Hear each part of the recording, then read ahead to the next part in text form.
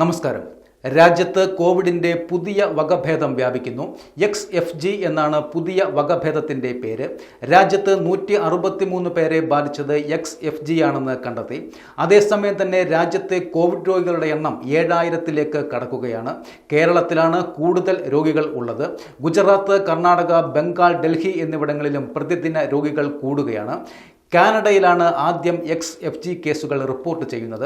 2021 അവസാനം മുതൽ ആഗോളതലത്തിൽ വ്യാപിച്ച കോവിഡ് വകഭേദമായ മൈക്രോൺ കുടുംബത്തിലാണ് XFGയെ തരം തിരിച്ചിരിക്കുന്നത്. മഹാരാഷ്ട്രയിലാണ് ഏറ്റവും കൂടുതൽ XFG കേസുകൾ റിപ്പോർട്ട് ചെയ്തിരിക്കുന്നത്. ഇതിന് തൊട്ടുപിന്നിൽ തന്നെ തമിഴ്നാടാണ്. 16 കേസുകളാണ് തമിഴ്നാട്ടിൽ ഇപ്പോൾ റിപ്പോർട്ട് ചെയ്തിരിക്കുന്നത്. കേരളത്തിൽ 15, ഗുജറാത്തിൽ 11, ആന്ധ്രാപ്രദേശ്, മധ്യപ്രദേശ്, പശ്ചിമ ബംഗാൾ എന്നിവിടങ്ങളിൽ 6 കേസുകൾ വീതവും റിപ്പോർട്ട് ചെയ്തിട്ടുണ്ട്. ഇതിൽ 159 കേസുകൾ മെയ് മാസത്തിലും ഏപ്രിൽ, ജൂൺ മാസങ്ങളിൽ 2 വീതം കേസുകളുമാണ് ഇപ്പോൾ റിപ്പോർട്ട് ചെയ്തിരിക്കുന്നത്. അതേസമയം തന്നെ നിലവിൽ XFG കൂടുതൽ ഗുരുതരമായ രോഗത്തിനോ ആശുപത്രിയിൽ പ്രവേശിപ്പിക്കലിനോ കാരണമാകില്ല എന്നാണ് ഡോക്ടർമാർ പറയുന്നത്. ഏറ്റവും കൂടുതൽ രോഗബാധിതരുള്ള സംസ്ഥാനം ഇപ്പോൾ കേരളമാണ്.